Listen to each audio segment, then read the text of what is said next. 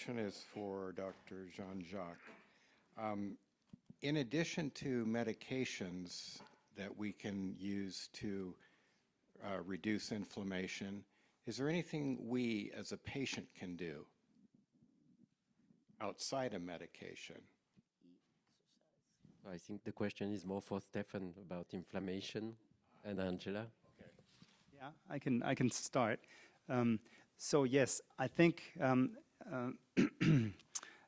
as Angela Fleischmann has already said, there's probably not one thing that we can do to decrease all inflammation, because also, as I said initially, we do need inflammation sometimes, but we don't need the chronic stimulus, and that is probably multifactorial. So a good idea is to decrease stress, if possible. Some stress is good. Too much stress is not good, because that increases inflammation. Smoking does. Smoking enhances inflammation. So smoking is a good idea to stop or to not start. And then I better pass on the question to Angela for what can we do against inflammation other than medications. I'm sorry, I had to run to the bathroom, so I didn't get all of it. Hopefully I won't repeat what was already said. Healthy diet, also being of normal weight. We do know that extra adipose tissue does cause inflammation, so being overweight will increase inflammation, so healthy weight, reducing inflammation, exercise. I mean, these are all the things that, it's not rocket science here. They're all the things that you already know that are healthy.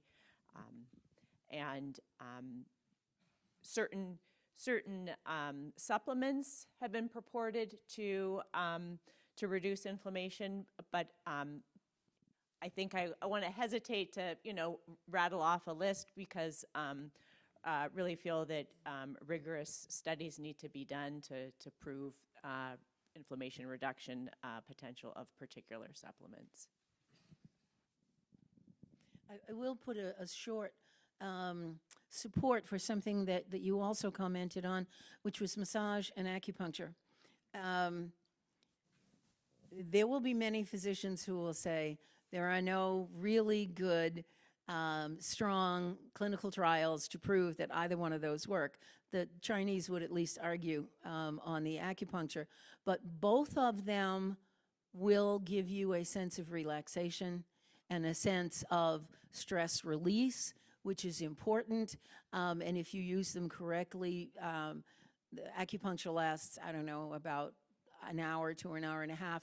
And you could take that time to also try for guided meditation or some other additive at that point to acupuncture.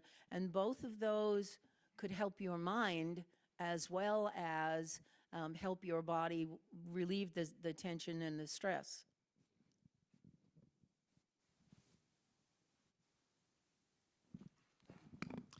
Hi, many of us don't have the benefit of seeing a specialist. It's tough to know whether we're getting the blood tests that we need. I have to basically fight with my hemo-oncologist every once in a while to get even an LDH test added to it. Is there a list of recommended tests that I can refer my doctor to? And I'm kind of curious too why it doesn't seem to be part of the NCCN guidelines. I'll let the NPN guideline person take care of that. I guess I'm the only U.S., so NCCN guidelines with the U.S. guidelines. So actually, that's a very good point in terms of we have guidelines for treatments, but should we also say these are the standard labs and frequency of labs? That's actually a very good point. Yeah. I mean, obviously, CBC. I would hope that your hematologist orders a CBC. So there is, so I was the inaugural panel chair for the NCCN guidelines. There is, it's a big document, but there actually is a suggested both testing at baseline and comments on monitoring frequency. Now the guidelines, the way to think of these things, it's a bit of the science of medicine, and how it's practiced is the art, as it relates to one individual. So I use it a bit like it's a road, so the guidelines are kind of the edges of the road, but what's done in the middle is really art. This is why I strongly think, AI is not going to replace, healthcare providers, because people are really different. There's a lot of things from your input and others that really are kind of very important pieces.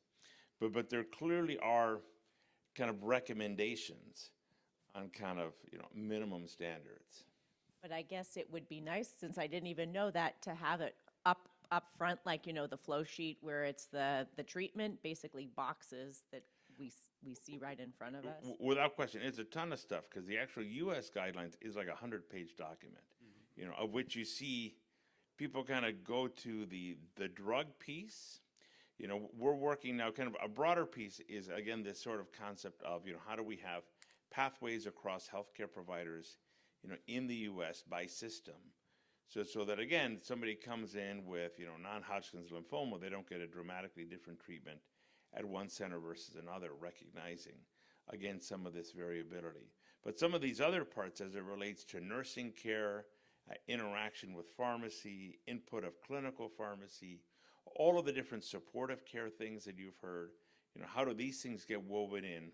So it's not only about kind of drug A or drug B, because there really is more to it. I think also it's highly individualized. So it depends on, was there a specific test? Was it the result, was it elevated or not initially? Then you might want to check it more frequently than in some person, in another person where it was normal, then you don't need to frequently recheck it. I think there's a basic number of tests that we typically run every time, but as you said, 20,000 tests we wouldn't do every time, of course. But I will go for maybe putting that, the recommended test frequency on the NPN list, or on some place where higher up in some website that physicians might look at to say, yes, I have to have these all at baseline, and then maybe correlate something with the person's cardiologist. We are all of a certain age, or to some other medical care expert that's in the area for whatever the other thing, the diabetes, the rheumatoid arthritis, so all of the things that are associated with some kind of inflammatory and or aging process. If we could have those up there, a little more visible, then we might also be able to see trends at a much earlier time. Dr. Mesa, it'd be nice to have an updated landmark study that may help the patients with their doctors. Another thing, having been on Jakafi 11 years, I fight weight. I've put 25 pounds on. Is there anything to combat the leptin issue? Yeah, so I'm afraid it's a bit difficult to specifically bring down the leptin without the affecting the other effects of the drug. But there are several issues. So in the patient I mentioned who really gained lots of weight, first of all, just knowing that it was the increased appetite helped for her to kind of control that and maybe eat less sugars in that case. But I have some patients where it really is difficult to bring down the weight. Sometimes it can make sense to switch to a different JAK inhibitor, because we think that this is mainly linked to JAK1 inhibition and not so much to JAK2 inhibition. There is a drug which is more selective for JAK2, fedratinib, which is also approved here in the US, and in certain cases that may help. So there are some possibilities to address that.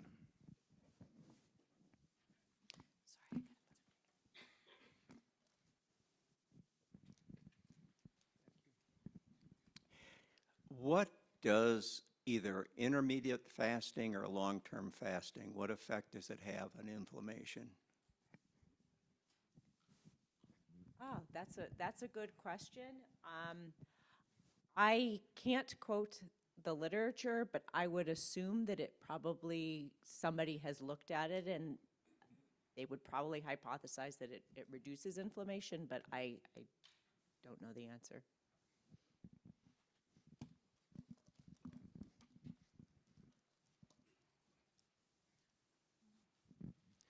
I'm curious if there's a role for any of the other known anti-inflammatory drugs, maybe as add-on therapy, like anti-TNF therapy, IL-17 inhibition, IL-23 inhibition. Is there any known information about a potential role, perhaps in combination with a JAK2 inhibitor in myeloproliferative disorders?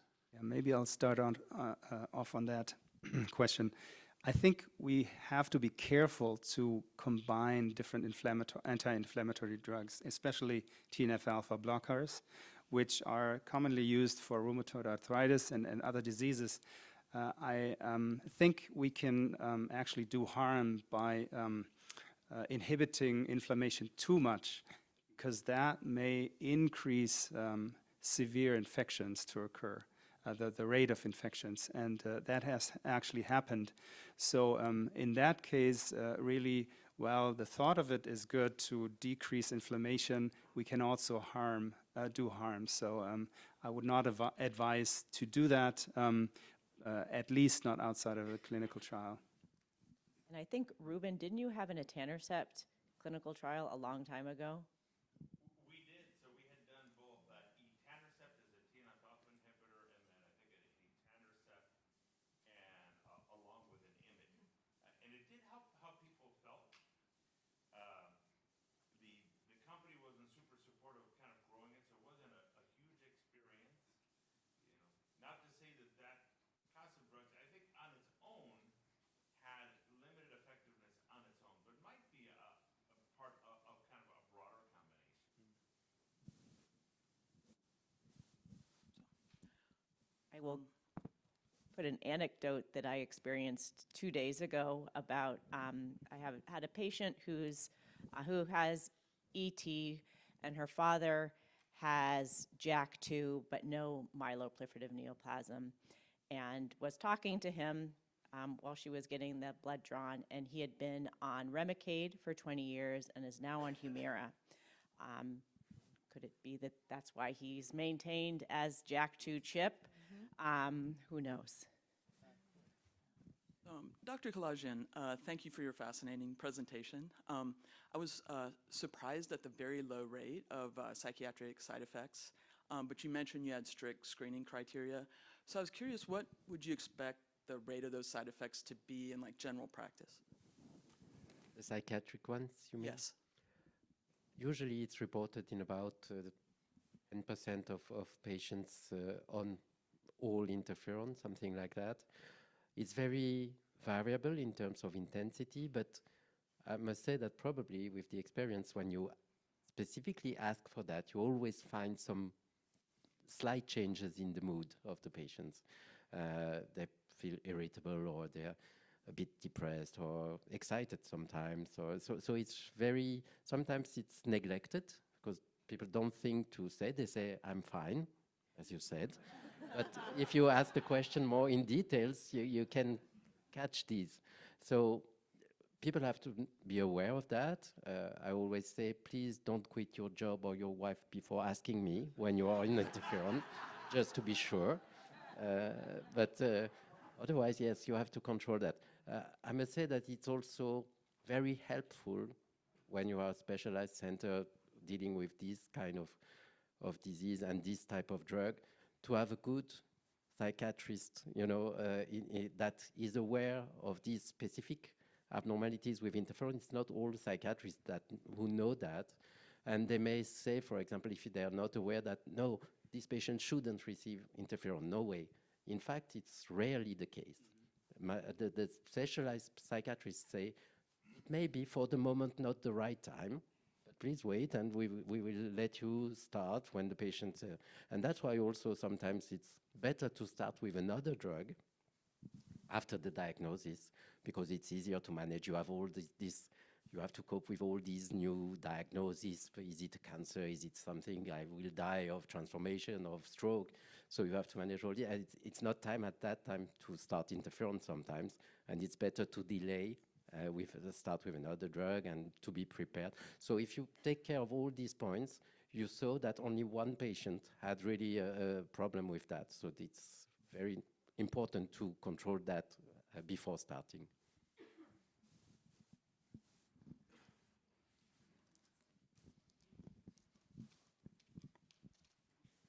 Thank you. I'm wondering whether some of the over-the-counter remedies like Tylenol or Advil have an effect of interacting, or more importantly, destroying some of the effectiveness of interferon or Jakafi.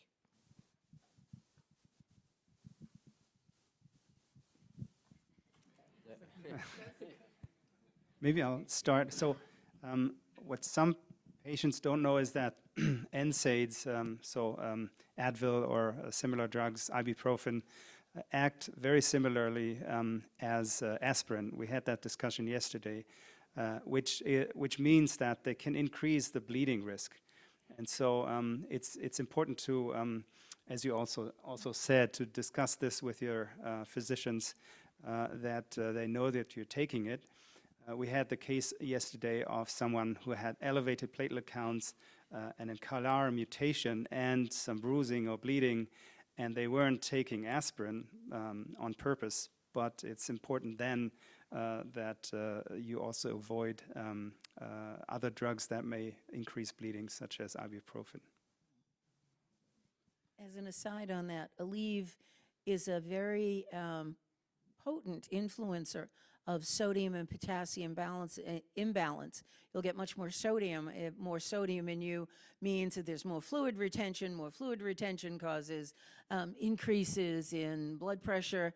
Not something that a lab would deal with, but they would notice, and we would notice that the electrolytes, sodium, potassium, chloride, et cetera, would be off because the sodium is being retained, and you don't know, particularly when you've got more than 5 drugs swimming around, you don't know what the interaction of those drugs are at a cellular level.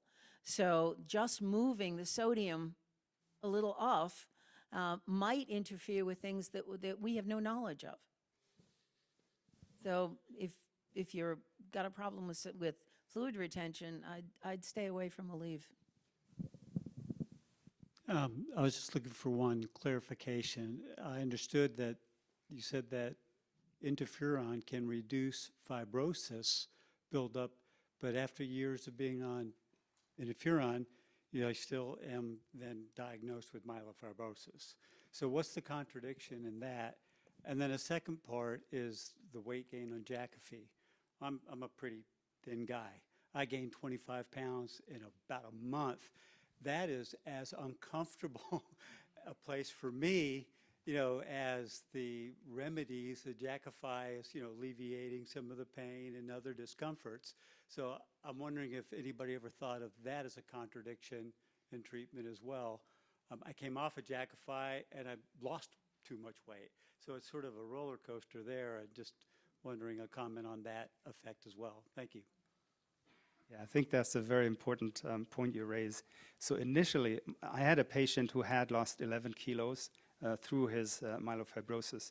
He was put on Jakafi, and we were very happy to see him gain weight, right? So I think he gained 10 kilos and was feeling very well. Maybe differently from you, but he was feeling much better. So that was originally why we liked the drug in terms of weight gain. The other patient I was alluding to was a young female with PV who didn't have any problems losing weight, but instead she gained a lot of weight. So it is something that's really different from patient to patient, and that's why you can't really say it's always bad or it's always good. regarding the comment I made on potential prevention or slowing down of myelofibrosis, and maybe Jean-Jacques can also discuss this. There was a study where they looked at really long-term treatments in PV, the Weill-Cornell study, showing that those patients on interferon had the least progression to myelofibrosis as compared to phlebotomy only or hydroxyurea. This doesn't mean that you cannot progress towards myelofibrosis on interferon, but I think we're really not understanding the factors that are important here.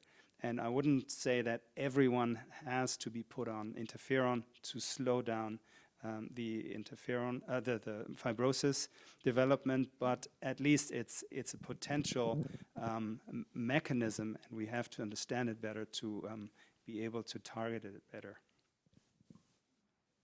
Just to add on, the clinical impact of interferon on fibrosis is mostly seen in early stages. That's the experience of Dr. Silver, also the same we had in France. I mean, you know that there's a grading of the level of fibrosis in the bone marrow biopsy, and we both found that if it was grade 3, it was almost impossible to reverse that with interferon alone, for example, although in earlier stages, grade 1 or 2, you can see in some patients very nice regression of fibrosis. That's why if there's a place for interferon in myelofibrosis, probably it's in early stages, and in particular in patients who are starting to evolve from PV or ET to myelofibrosis. So if you can catch up this time where the disease starts to change, when you see a slight increase in fibrosis, you see the spleen starts to grow, then at that time probably it's the best indication for interferon to avoid more progressive disease. And I think it would be fair to add, just in addition to your question, is that interferon is certainly not a guarantee against progression. I mean, it's a drug that helps. I think there have been certainly individuals that it has controlled their disease where they've not progressed, you know, and life factors in, and some people don't progress. But I don't want people to come out of here with the sense that any of these medicines are a guarantee, you know, of arresting the disease. That's why we clearly still have important work to do. That's why the work of folks like Dr. Nangali and so many are important. You know, also, what is the difference in terms of the biology of that patient who is on interferon and doesn't progress versus the patient that does? And what is the difference between them? So one of the questions that I always come out of these conferences with, you all use the term interferon as a generic term, but there are different varieties of interferon. What are the differences and what makes it, you know, which one do you choose? Are you talking interferon alphas, or are you saying, I guess maybe we'll focus on interferon alpha. So Pegasus versus Remy? You know, all the ones you talk about, but sometimes you use the word interferon, you just used it a minute ago as a generic term. I would say that mostly because the benefits we see and the biological impact is seen across all these different formulations. It's mainly the one that is used in therapeutics, especially in MPNs, is interferon alpha 2. And you have two types, 2A and 2B. One is Pegasus, the other Remy, but the biological effect seems to be similar. What may be different is the tolerance. One may be better tolerated than the other. The schedule of administration, the length of the drug that remains in the body is different, but otherwise the exposure is important. That's why I think what we found about the duration of treatment is more important than the dose maybe, because you have to stay for a long time with this drug to be effective on the long term, and depending on the commercial formulation, one patient may tolerate one better than the other. I think there's no big difference in terms of biological effect. That's why we always say interferon in general. I think many years ago, I think it was a paper from either Dick Silver or Ron Hoffman's lab where they in vitro, so in the culture, compared different formulations of interferon alpha. It was well before Ropeg interferon alpha was in our armamentarium, and there were minimal, and this isn't, cells in a dish, but to my knowledge, that's the only preclinical sort of where they did head-to-head different formulations of interferon alpha. We tested was it Ropeg in, no, there was also a work before Ropeg, but we also found that Ropeg in vitro had similar biological effects on cells, cell lines, and patients than regular interferon alpha, for example. And clinically, we're not talking about regular conventional interferon anymore that you have to apply 3 times a week because it's just much less tolerable than the pegylated forms. Okay, I've actually got 2 questions, hopefully quick ones. First is for Susan, and you had a slide up there for the creatinine, and I hit 3 of those little things. I'm on a beta blocker, I exercise pretty regularly, and occasionally I get a high number after I've been dehydrated. So my numbers, for a long, long time, they haven't really gotten worse, but they're running between 1.2 and 1.4. And the cardiologist got concerned, so sent me to the nephrologist. Is that really something to be concerned about, or is that something that is just, Well, let's see. We'll start with, I'm neither a cardiologist nor a nephrologist, who my husband frequently calls urologists. Long story there. What it would be concerning if it doubled. It would be concerning if it maintained itself for multiple periods of time. But if what you've got is an up and down version that also comes close to the upper limit, at least in the laboratory, we wouldn't call them and say there's a problem. We would look at it and say, I know this guy, he's the runner.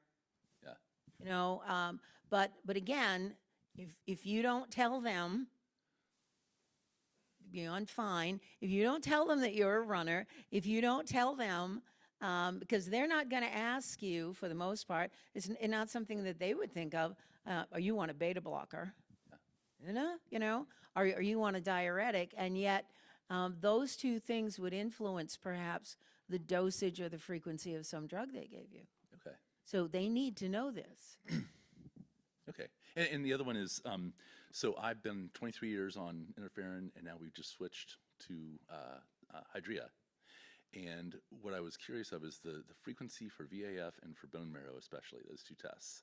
It seems like the molecular change is one of the big drivers of all the bad things that can happen. Seems like, and I haven't had a bone marrow since the beginning, and I haven't had, maybe I've had 3 VAF tests, right? And thinking that with this change, it would be good to get a good baseline on both of those, on the VAF and the bone marrow, and then maybe it looked like the charts for interferon versus Hydrea at about 18 months kind of had a little meeting point, and then maybe a follow-up in 18 months. Is that like a good strategy, or am I thinking about it wrong? I would say what we do in France, at least, and probably you will comment on what can be done here in the US, because we're lucky because in my hospital, for example, everything is reimbursed. There's no limit for what we can do, so we can follow this VF very easily, and what we usually do is once per year or every other year, depending on the treatment you receive, etc. For the bone marrow biopsy, we don't do it regularly, except if there's any suspicion of a change, because the spleen increases, because the blood counts are changed, because you see immature cells in the peripheral blood, and you suspect that something happens. Otherwise, we don't do it regularly. But as you said, it's very important to have a baseline evaluation at for any patients, because this is part of the diagnostic criteria of the WHO, for example, for all these diseases, and it's useful. When you come back after 5 years, 10 years, you have this specimen, you can see if there was really a change or not. You can reassure the patient saying, oh, look, 5 years ago it was the same in the bone marrow, so there's no concern now. So it's very important to have all these examinations performed and stored at baseline, because you will need them sometimes after 10 years or 15 years of follow-up. Yeah, I agree. I think it's important, obviously, at baseline, at diagnosis, but I think for you, I think it's very reasonable when you're at a point where you're at time zero going to start a new treatment, that this is your new baseline, and say, I'd like to have a baseline of my bone marrow at the time I start X treatment, because it may help me in my clinical decision-making. Maybe that's a key term to say, it will be critical for my decision on what treatment I'm going to have or something like that.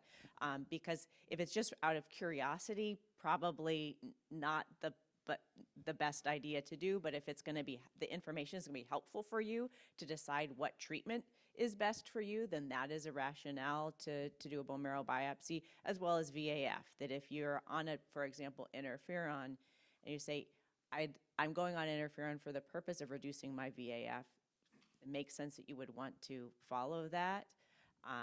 But I would probably, I would say negotiating, but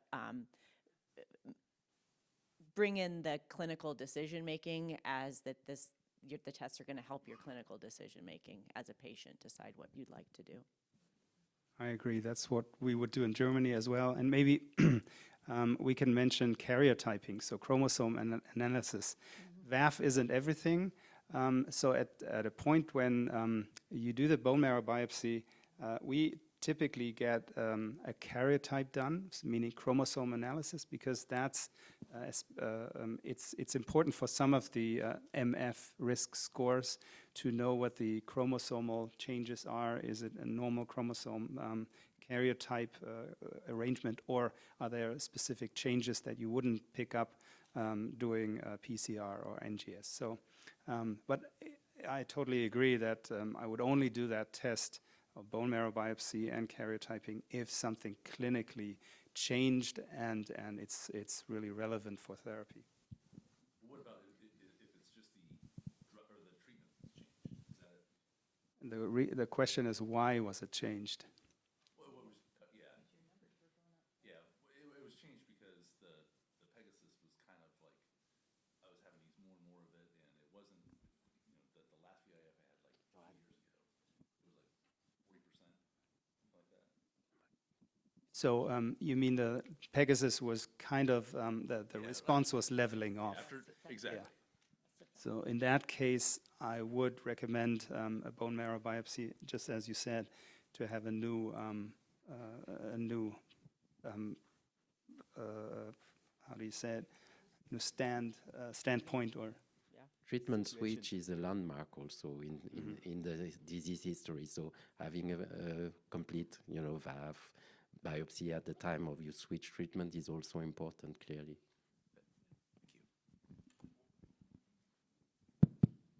Well, there's always kind of a natural cycle to these